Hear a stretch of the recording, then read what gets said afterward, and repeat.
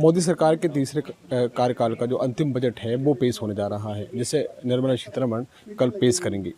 उसको लेकर के हम राजेंद्र प्रगति विश्वविद्यालय में इस समय मौजूद हैं और यहाँ पे हम एचओडी सर हैं यहाँ के और कुछ छात्र यहाँ सर मौजूद हैं, हम उनसे ही बात करेंगे। सबसे पहले सर, कल जो अंतिम बजट है वो पेश होने जा रहा है, तो कितनी उम्मीदें हैं?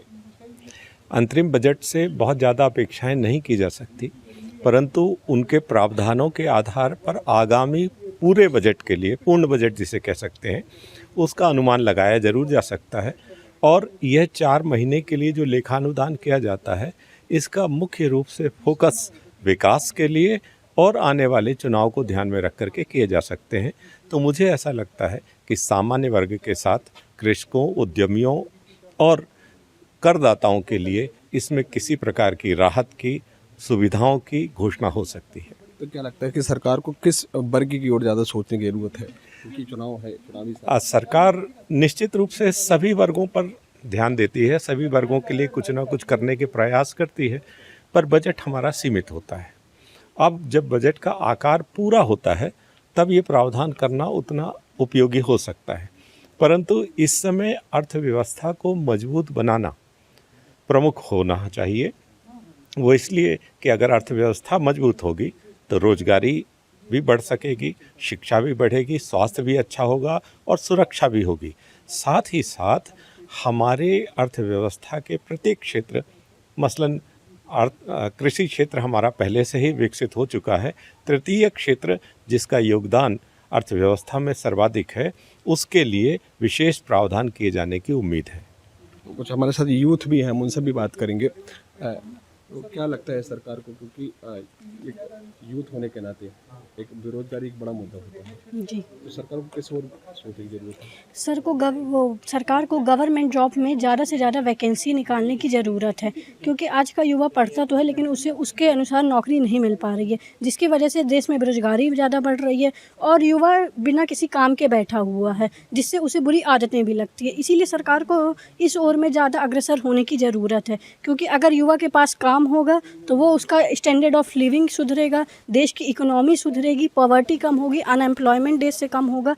गवर्नमेंट में खास करके वैकेंसी ज़्यादा निकले ताकि जो बच्चे हैं वो अपनी मेहनत का फल उनको मिल सके। इसके साथ साथ प्राइवेट सेक्टर में भी कुछ अच्छे सुधार हों, बच्चों को अच्छी जॉब्स मिले और जो स्टार्टअप्स होते हैं, क्योंकि एज अ मैनेजमेंट स्टूडेंट हमारा भी फ्यूचर में स्टार्टअप्स का प्लान है, तो जो स्टार्टअप्स है उसको भी ऐसा है कि गवर्नमेंट सपोर्ट करे, वेदर वो वुमेन का स्टार्टअप हो चाहे मैन का स्टार्टअप हो, लेकिन स्टार्टअप में भी ज़्यादा चीज़ें आए, कुछ ऐसा लाइसेंस रिलेटेड चीज़ों में रिलैक्सेशन हो और उन्हें भी ज़्यादा ऐसा है कि प्रोत्साहित किया जाए ताकि वो अपना स्टार्टअप करें, अपने देश की जीडीपी में कंट्रीब्यूट करें। ये थे, तो इनका कहना है कहीं ना कहीं स्टार्टअप से लेकर के सरकार को सोचने की ज़रूरत है। एक हेल्थ है, एजुकेशन है, इसको लेकर के क्या सोचते हैं आप? जी, हेल्थ और एजुकेशन पे गवर्नमेंट हमेशा से ही पिछले बजट्स में भी ध्यान देते आ रही है और मैं चाहता हूँ, मेरी अपेक्षा है इस बजट से कि गवर्नमेंट और भी ज़्यादा हेल्थ सेक्टर पे ध्यान दे, वहाँ पर जो फंडिंग है वो बढ़ाए ताकि और भी ज़्यादा एडवांस टेक्नोलॉजी इंडिया में आ सके और लोगों को बाहर जाके अपना इलाज कराने की ज़रूरत ना पड़े। और इंडिया में ही अगर इलाज लोग कराएंगे तो उनको सस्ता पड़ेगा, जिससे कि डोमेस्टिक ही जब इनकम वो होगी तो वो इकोनॉमी को ग्रोथ करेगी। तो एक डिजिटल इंडिया की हम बात करते हैं हमेशा से लेकर के, तो क्या सरकार को किस सोचने की जरूरत है डिजिटल इंडिया को लेकर के? देखिए, डिजिटल इंडिया एक बहुत महत्वपूर्ण वर्ग रहा है इंफ्रास्ट्रक्चर अगर हम बात करें उसका, तो सरकार ने पहले भी बहुत सारे कदम उठाए हैं इन सब चीज़ों को लेके, पर अगर हम इसको बहुत मजबूत कर देंगे तो ये ना तो केवल रोज़गार बल्कि हमारे व्यवसाय में भी आजकल हम डिजिटल पेमेंट यूज़ कर रहे हैं, मोड, तो इसमें भी बहुत महत्वपूर्ण भूमिका ये सारी चीज़ें निभाएंगी। तो हमारे डिजिटल इंफ्रास्ट्रक्चर को लेके अगर मैं बात कहूँ तो सरकार को इन सब चीज़ों पे बहुत ज़्यादा ध्यान देना चाहिए, क्योंकि आजकल का इंडिया डिजिटल इंडिया है और डिजिटल इंडिया हमारी सरकार है, जैसे कि हम 21वीं सदी में रह रहे हैं, तो सरकार का जो बहुत सारा योगदान रहा है इन सब चीज़ों को लेके वो रहा है, पर इनको और भी मजबूत अगर सरकार करेगी तो ये आने वाले समय के लिए बहुत अच्छा रहेगा। क्योंकि नई नई टेक्नोलॉजी आती जा रही, एआई टेक्नोलॉजी है, तो कहीं ना कहीं कितनी चुनौती मानते हैं इसको लेकर?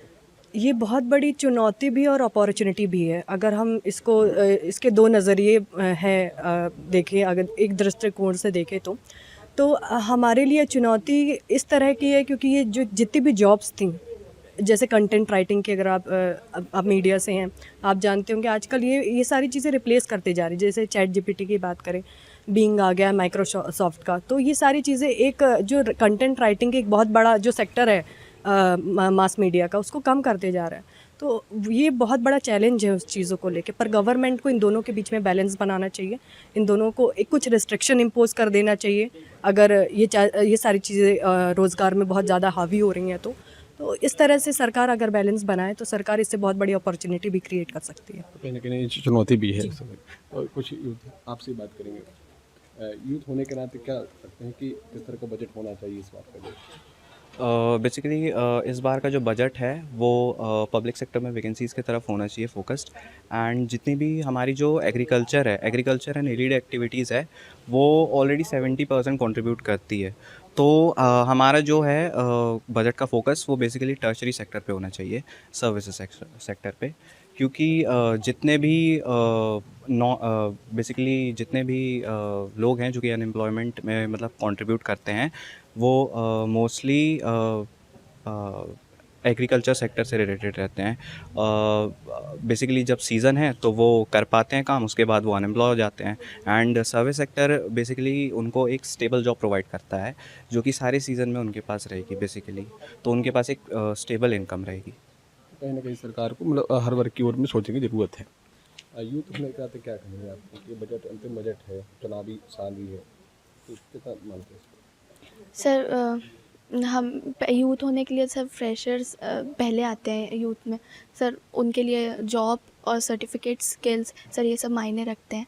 अगर वो चीज़ें उनको टाइम पर मिल जाएंगी, अगर उनको स्किल्स अपनी पता चल जाएंगी तो वो अपनी स्किल्स यूज़ कर पाएंगे उस जगह पर, और वो उस हिसाब से अपनी जॉब ले पाएंगे मतलब। और सर अगर गवर्नमेंट जॉब्स की बात करें तो सर रिज़ल्ट्स बहुत लेट आते हैं ज़्यादातर एग्ज़ाम्स के, तो सर वो अगर जल्दी आएंगे तो लोग जॉइनिंग जल्दी करेंगे। सर आधे लोग तो बैठे बैठे रिज़ल्ट्स के वेट में ही चले जाते हैं कि मतलब रिज़ल्ट नहीं आ रहा। सर रिज़ल्ट 1-2 साल बाद भी आता है कभी कभी, और कभी कभी वो एग्ज़ाम कैंसिल भी हो जाते हैं। तो सर वो सब मैनेजमेंट पर ध्यान देना चाहिए। कहीं ना कहीं सरकार को शिक्षा की ओर भी सोचने की ज़रूरत है।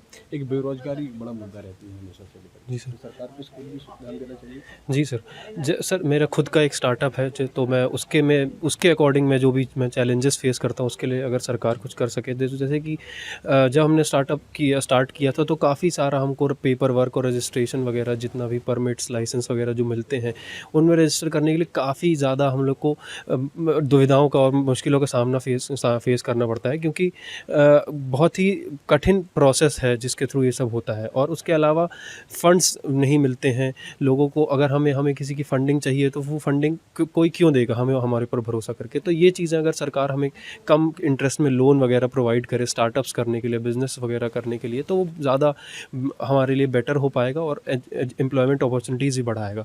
और एम्प्लॉयमेंट की बात करी जाए तो जैसे कि मैं ही अपने स्टार्टअप के लिए हायरिंग करता हूँ, लोगों को अपने इंटरव्यूज़ कंडक्ट करता हूँ, लेता हूँ, तो ये पाता हूँ कि उनके पास बीकॉम की डिग्री है, एमबीए की डिग्री है, बट उन्हें वो प्रॉपर स्किल्स जो ज़रूरत है वो नहीं आती हैं, जो भी आज के डेट में इंडस्ट्री में ज़रूरत है एज अ फ्रेशर लोगों को।